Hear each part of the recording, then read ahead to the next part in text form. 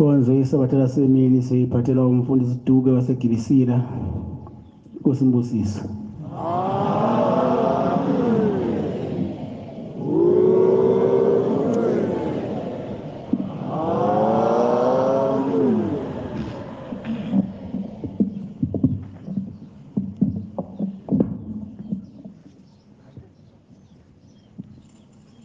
Zulwini Shembe oyingcwele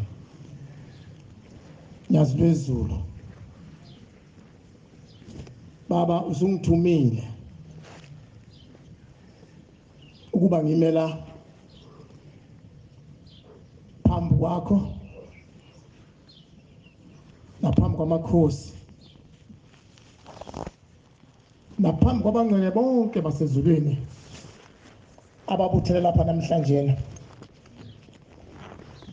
Ngiyacela futhi baba ukuthi noba baba bami ngibamele kule ndawo nabo bangilekelele.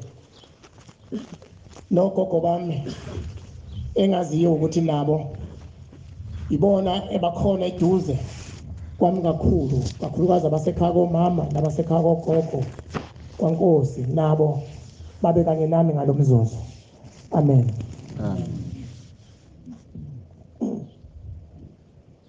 Bakhonza abahle basezulwini, sisendabeni ke enkulu ethinta uNkulunkulu. Indaba ke ima isuka isithinta uNkulunkulu isuka isisinda ngizocela nje uNkulunkulu ukuba ngikhonge amazwi azongipha wona ngesihlabelo sesithupha. Sakubona wokuphakama sakubona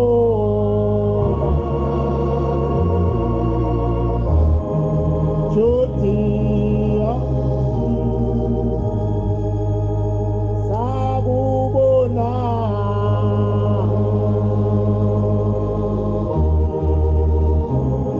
wokuphakama ake sakubona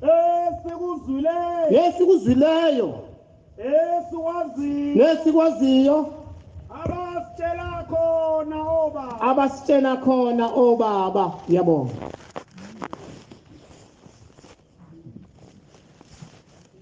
Thema sewele uBhombela bangcwele asuka ama salvation ahamba kanti aseyowasha. Wakhuphuka uBhombela to wathi mayekhuphuka enhla nomfula wasefica esithola isihlahla wasema isephumula nalabo ehamba nabo.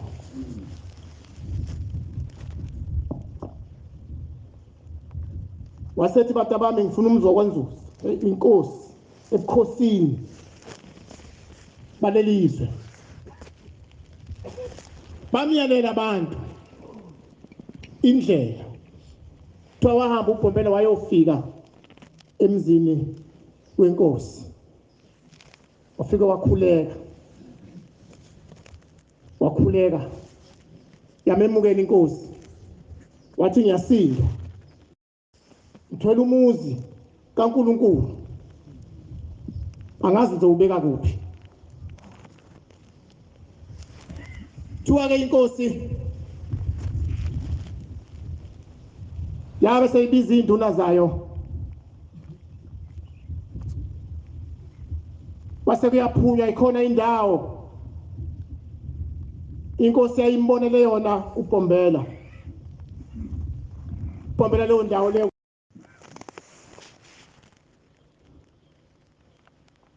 hayi kwahanjwa bangcwele kwaqhutshekwa nendlela kwaze kwafika kulelizwe la kule ndawo. Kuthiwa kuyihlathi bantwana bakaNkulunkulu la. Wathi uBhombela uNkulunkulu unginika le ndawo. Hayi kwathiwa cha le ndawo ayilungile.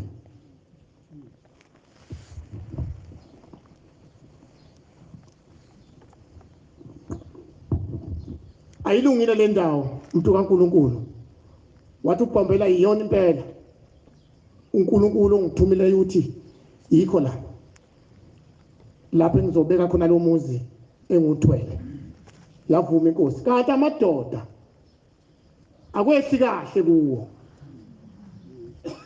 Ngoba phela niyazi eindaweni zamakhosi zikhona indawo ngoba kwakha amadoda. Khona indawo amadoda angafuni ithinto. Ayingafuni amadoda ithinto le ndawo ngoba ayazi ukuthi inkampani izokuwa.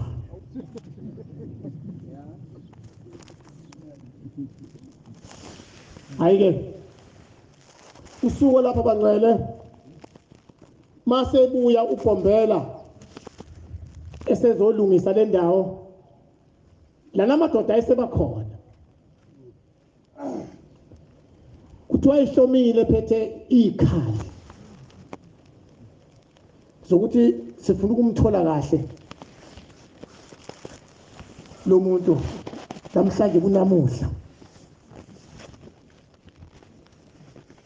Wafika uBhombela lapha wacaba leli hlathi bangcwele ihlathi eyicabela yena. Lamadoda ambuka uBhombela aphethe ikhali kodwa ayifihlile. NoBhombela wabuka nawe ambuka. Kuthiwa wayesethi uBhombela batabami lezi ikhali eniphethe zikhipheni yozani nazo lapha nisilekelele nisicabisele lihlathi. Bayifihlile kodwa uthi uBhombela lezo khali eniziphethe zikhipheni nisebenzise nisilekelele nanku umsebenzi. Kuthiwa bangcwele bayikhiphi ikhali kwaphela konke bacaba ihlathi ngekhali babephathela uBhombela bagcina babazisebenzi zikaBhombela kabonga uNkulunkulu.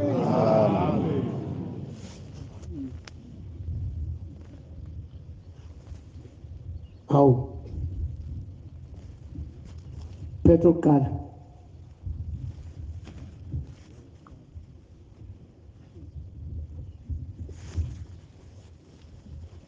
Sahluko sesibili verse 9.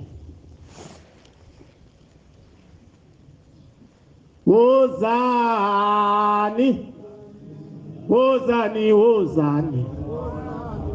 Wozani ke siye. Weli phezulu. Ye wozani. Wozani, wozani. Wozani ke siye. Weli phezulu.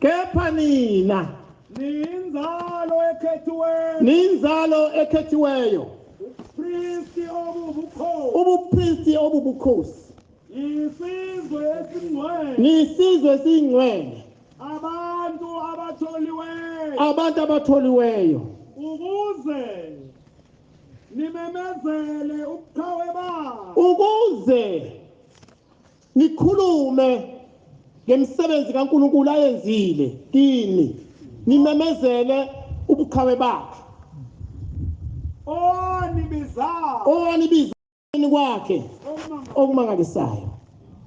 Amen. Amadoda kwaphela ukuthi behlasele ngezikhali, sagcina izikhali seyibhusha, siphusha izihlahla, seyilekelela ubhombela. Uma lawo bantu bengazange baphenduke, angazi isizukulwane sabo kuyothiwani, ngoba baphatha izikhali, baphathela uNkulunkulu. Angazi noma ekugcineni bagcina benakho yini ukuqonda ukuthi lo ababemhlasele wayengafanele ukubahlaselela.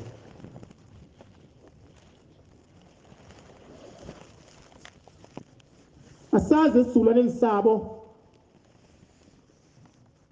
ukuthi bagcina benakho yini ukuqondisisa ukuthi impela uNkulunkulu lo muzi labo abakulolelizwe. Namhlanje lo muzi ungaka namhlanje. Namhlanje lo muzi muhle, uyakhazimula, umuzi wasezulwini. Uma ikhona inzalo yabo kuyofanela ukuthi basondele kuNkulunkulu, bayicele intethelelo.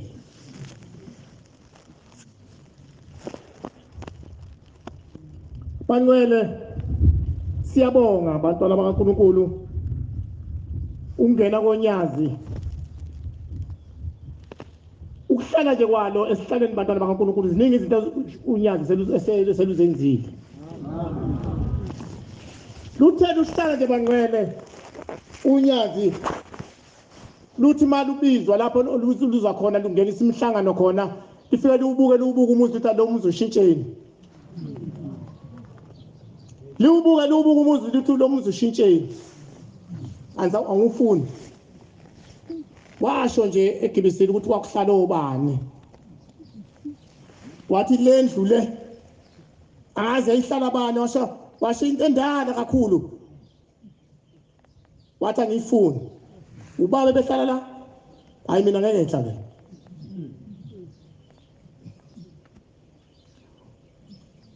Unyazi bangcwele uyithuthukise yonke imizi kaNkulunkulu ebesikade ifile. Kakhulukazi nje lo waseJudiya nawo futhi ngokunjalo. Umuzi nje angazi kodwa kwabanye engqondweni zabo noma bayabona yini ukuthi sekuyizulu labo leli. Lo muzi bangcwele bekuwumuzi obunganakekile. Umuzi nje ungakheki futhi. Inyanga yezulu yasebenza kakhulu izama ukuthi lo muzi ungakheki lutho kwalahleka imali ezinkulu zenyanga yezulu. Ngalahleka imali zacwila umuzi kodwa uzange uzophela. Bafika unyazi bantwana bashaqekile. Wathi ayifuni yonke lento izama. Kunjani namhlanje bantwana bakho? Amen. Hey kunjani namhlanje? Into engiyibuka la phambi kwami. Hayi. Kanti unyazi lunjani bantwana bakho?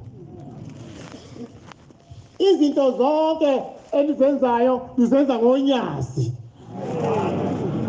Niyalazi unyazi ukuthi unyazi into esheshayo. Ithi unyazi leyo nto leyo iphelile. Lwathi nje la ufuna ukubonga ukuthi kuphelile. Akekho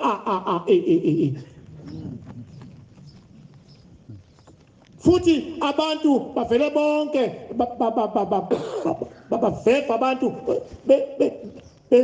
behlanye yizi nje lonyazi. Esethe la akubonga ukuthi la hayi kisho wakithi egibisela isu.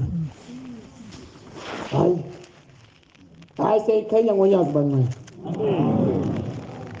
Kodwa ngiyanibongela maNazaretha kuba nibe sonyazini. Kodwa phela ningacabanga ukuthi ukuhlakanipha kwenu. Abanye bacabanga ukuthi ukusa kwabo. Akhona ukuhlakanipha balapho onyazini, ukuthanda ezulwini. Awufundele ihlawulo 33.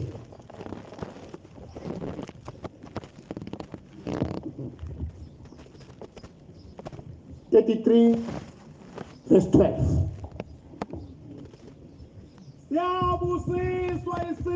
Siyabusiswa isizwe. uThixo waso nguJehova. Nabantu abakhethileyo. babe yifa lakho. Hawu, nyazi lwezulu sifa lakho. Amen. Sifa lakho nyazi lwezulu. Siyavuma baba. Siyavuma. Ngoba ithi indaba siyabusiswa. Sibusisiwe bantwana bakaNkulunkulu ukuba sonyazini. Asipheli mandla, asikhathali, akuhlehleki, akuyeke emuva, kwindlela iya phambili, unyazi lifuna phambili. Hayi ngiyamdabukela ke umuntu ophambana nalokho kuhamba okufunwa unyazi. Bangcwele singonani bantwana bakaNkulunkulu. Asithandane nje. Ngoba unyazi luyasithanda. Yasithanda unyazi bantwana bakaNkulunkulu. Futhi siyalingana onyazini. Akekho omkhulu, akekho omncane. Siyalingana. Nathi kasithandane. Ake sifunde incwadi lapha. kaSamuel. Oqala. Sahluko sesibili. Verse 26.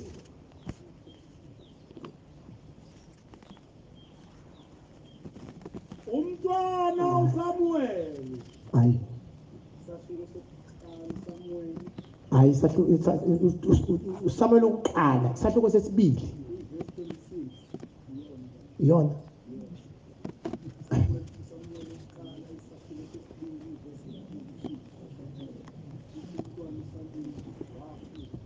hayi awukahleke ngokutshela khona manje hayi uthini 25 nakho ke ithi hey webangcwele ithi nxa umuntu ona umuntu uThixo uyakumahlula ayezwa amaNazaretha uma umuntu ona umuntu noma wona mina noma wona bani uThixo kodwa yena lowo muntu lowo owenza lokho uThixo uzokumahlula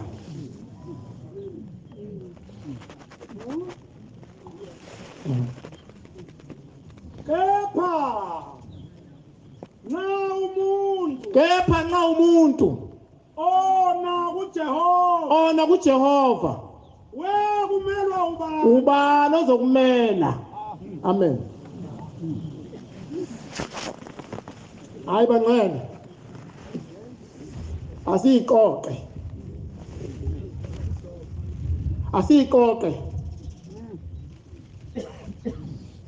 uma umuntu ona kuJehova ubani ozokumela ngoba umuntu ma ona omunye umuntu wone mina uzongumela mina uNkulunkulu mina uzongumela uNkulunkulu uma wena ungona kodwa uma wona ke kuJehova ke ubani ozokumela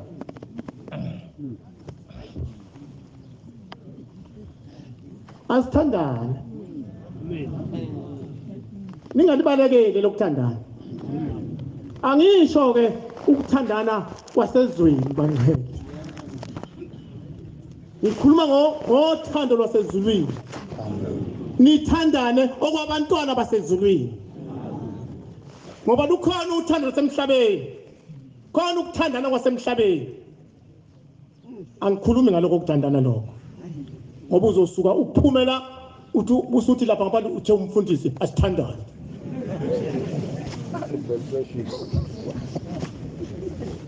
ngitakuchaze lokho kuze umsebenzi kaNkulunkulu ungonakali kuthi mina ngikhuluma ngothando lobuntwana basezulwini singona singekezela omunye umuntu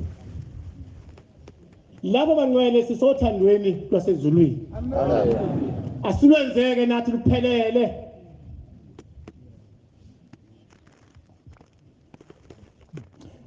uNkulunkulu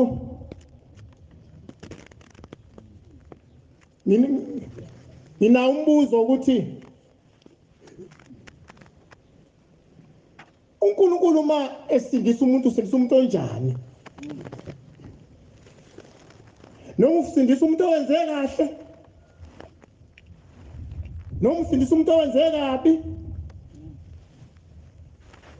akekho wazi ngakho ke esikuphethe ngezandla zethu sikholwe nje sikholisise nje ukuze silibone lolu thando lwaNkulunkulu ukuthi angesindise yini ngoba mina wangisindisa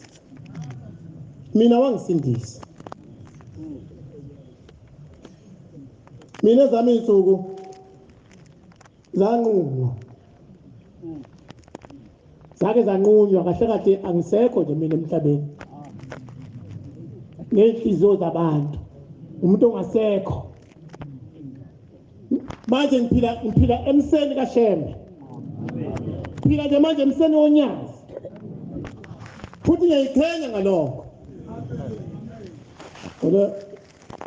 olesine uthe ngilele kuzosaba ngolesihlanu ngibona ngime esangweni lakithi ekhaya kunomgwaqo ke vele ohambayo kunabantu abami ngale komgwaqo ngithi mina hey webantu balelizwe balendawo niyokumbona nini uNkulunkulu ngoba uNkulunkulu uzibonakalisile la ngikhombe ekhaya kithi ngithi la uNkulunkulu uzibonakalisile lapha kithi yonke imisebenzi ayenze lapha ekhaya kithi uNkulunkulu niyibonile nina ke nizombona nini uNkulunkulu bengithethe izitha zami bangcwele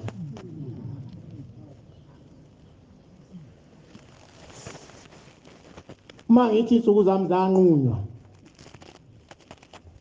ngilapha ekhaya emsebenzini wakithi mase ngithi nje ngiyaqoqa nje ngiqoqela ukuthi ngiyahamba kanti insuku zami seyinqunyiwe amadoda asemila nebhame enkulu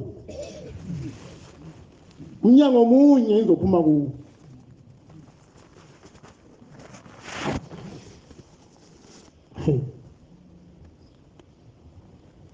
izingane yakhala obekhaya kuseduzane nje kuhlukanisa uthanga ingane yakhala ingane yami idliwa yini ngiya ngejubane ngiya lapha eminyango hey athi nje manje ngiyasibamba isicapha ngithi babonke seyinqondene nomnyango bashaya beshaphe kuwona umnyango kuwona umnyango hayi umfana wami wangidonsa ngoba wayekho wangidonsa ngibuyisela eceleni anginakile mina bashaya icapha savuleka bangena umfana wami wabaleka bawucasha kwelinye igumbi ase ngiyamlandela nami bangena bathuthela phakathi emsebenzini khizo masithi hayi angamlandeli lo mfana ngoba abantu vele bazosibulala uma ngimlandela bazosifica basibulale sonke ngcono babulale mina asali umfana ngeke bambone ngeke basaqhubeka kuya phambili mabe babona mina bazongibulala ngeke basaqhubeka kodwa mangizoya ngiyoqasha naye cashe sobabili yayilahla ngase ngiyima sengiwemukela ukufa bangcwele hayi ngiyababuka nje bahlahloloza unkosikazi mkhiphe uthi mama hayi nkosikazi uphumile ke unamanga manje unamanga bambeka isibhamu la ngiyababuka nje sengwemukela ukufa bangcwele wasengibona umuntu ngabona yilo phethe isikhulu isibhamu ayephethe ama-9 abantu lo phethe isikhulu impela ngabona wawuye i-R5 bantwana bakaNkulunkulu hayi wafika wama kanje udlala ngoshembe udlala ngoshembe kukhohle yazi bezulu uNkulunkulu ngoba kwakuwuwe lapho sesikhathi usebenza kudala wabakhona awufiki namhlanje awufikanga baba ngo-2011 kade khuluma manje umshumayeli la ethi wakubona umfundisi kade khuluma manje ethi wakubona baba usahlezi uthini kodwa wakubona nangaleso sikhathi kuzobulawa mina yazi lezulu wawukhona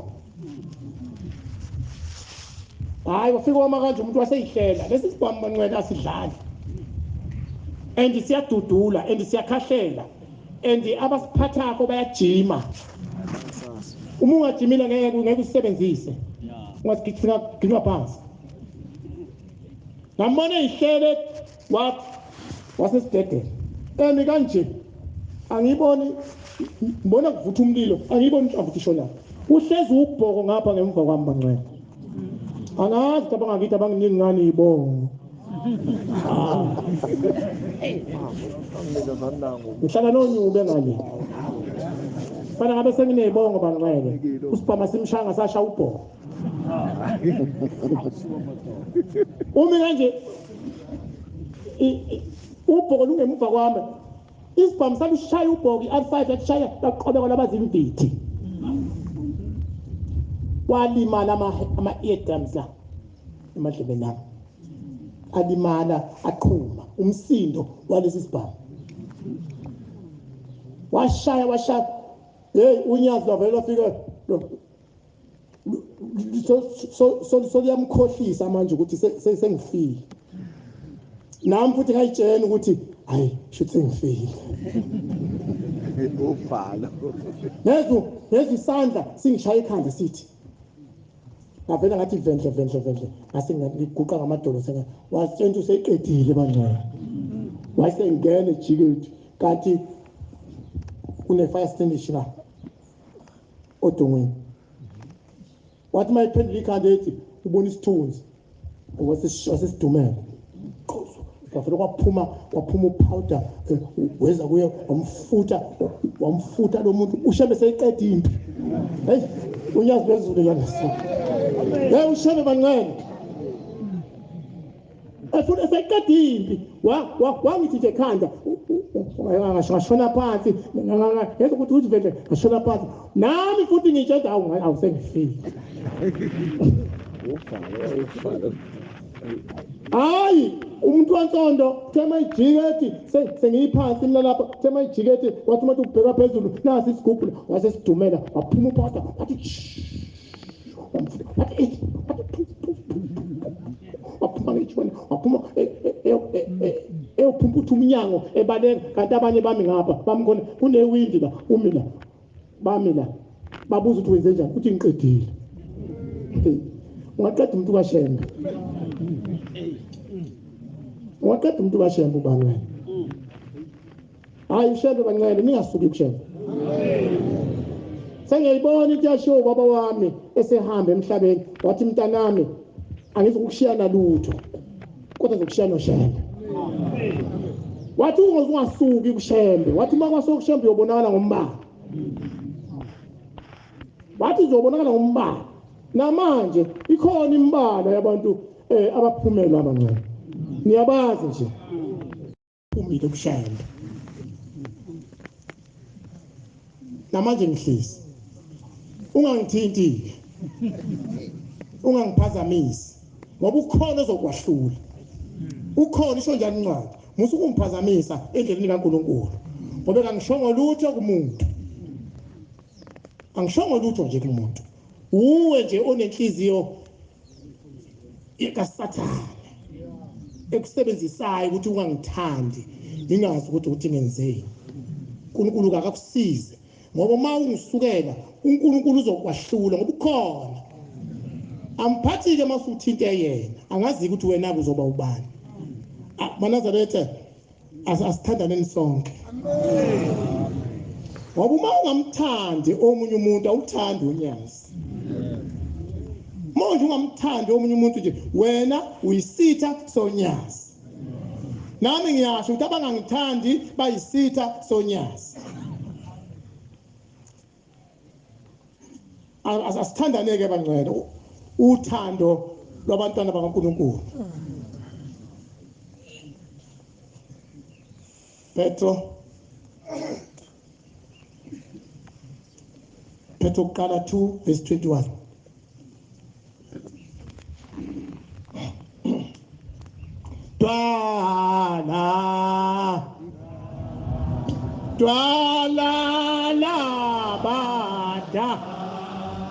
Dwala la badala tu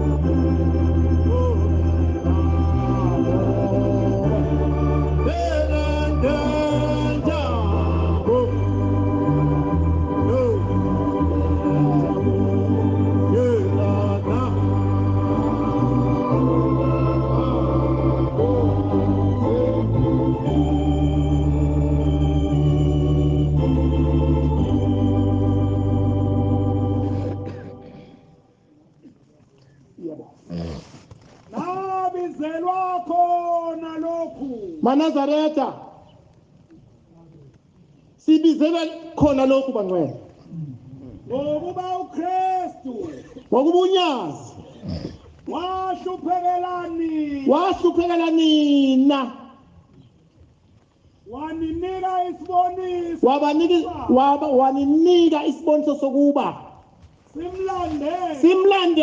simlandele Banazaretha asilulandele unyazi ekuhambeni kwakhe ngoba phela iziboniso zokuthi sifanele ukumlandela zikhona akukho okuzokuthiya akho zaba akho lutho kodwa isiboniso sokuthi unyazi luNkulunkulu lufanele kulandelwa zikhona akonanga yena akazange nelutho ayifunyaniswanga inkohliso emneni wakhe lokho lathini unyazi ngelinye ilanga bangcwele lokho laqamba manga unyazi mayethukwa kodwa akazathi siyamthuka kodwa yena akasithuki yena nxa ehlupheka akasongelanga noma ehlupheka noma ebona ukuthi siyamhlupha siyamkhathaza sisho konke kodwa akasisongeli yena akasisongeli kade esho umfundisi lapha ngathi bayekeni laba abangibulala ko bayekeni uma nifuna umzi wakhe nifuna ukumbulala hayi qala nibulale mina uqala bese wena nkosikazi usiyomkhombisa lo ufuna ukubulala umuntu kunjalo unyazi bangcwele noma ehlupheka kodwa akazange asongele umuntu yahlupheka unyazi kodwa kusongela umuntu ngeke uluze ukuthi vo alikhulumi lutho luthule nje luthe du wena kodwa asasi ngiyabonga baba usufunda incwadi Banazaretha ngoba sengiya ngasekwehleleni ake ngicele nje bangcela ukuthi into edala umsindo esontweni ulimi shemathempelini ulimi ushabakhokheli bahlukumezeka kukhona abantu abangasabathandi ngenxa ukuthi khona ulimi nje thempelini oluthi wena mshumayeli umbona nje lo uyalwa uyaphendla ufuna ukuthi ayithathe le ndawo mangcwele ulimi solubuleke emhlabeni kodwa ngifuna ukuxwayisa Petro kuqala sahluko sesibili evesini lika10 Petro kuqala 3 verse 10 hoyi itheni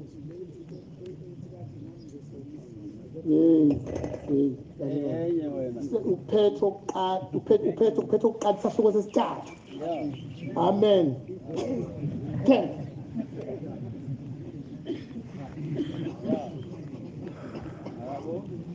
yebo ngokuba yena onenhliziyo yokuthanda ukuthi aphile nokuba insuku zakhe zande zibe zinhle kade ulimi lwakho luzokubulala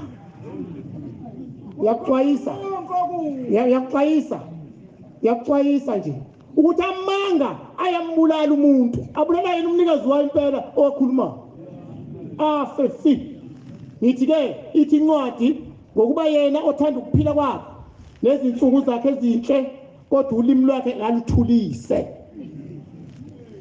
thulisa ulimi uzophila awuzukufa nezindebe zakhe zingakhulumi into engekho adede koneni ayenze okulungileko kuphela nansi into efunakalayo bangcwele funa ukuthula akukhuthaze hayi amen haleluya uJakobe 1 Jacobe 1 verse 26.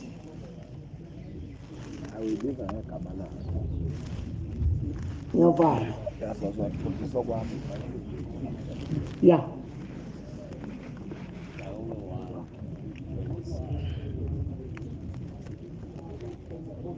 Yeah. Uma kukhona okholwayo Uma kukhona okholwayo ongalibambi ulimi lwakhe kodwa ulimi lwakhe lidedele nje lulenge kodwa akhohlise inhliziyo yakhe ebese eyikhohlisa nanti ulimi luyalenga akhohlisa inhliziyo yakhe alidedele nje ukukholwa kwalowo muntu lowo yize leze. Amen mangcwele.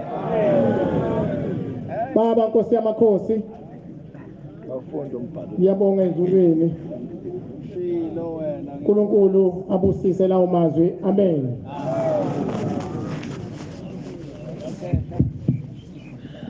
Siyabonga amazwi amnandi esiwaphiwe umfundisi wenkosi, inkosi izimbusisi.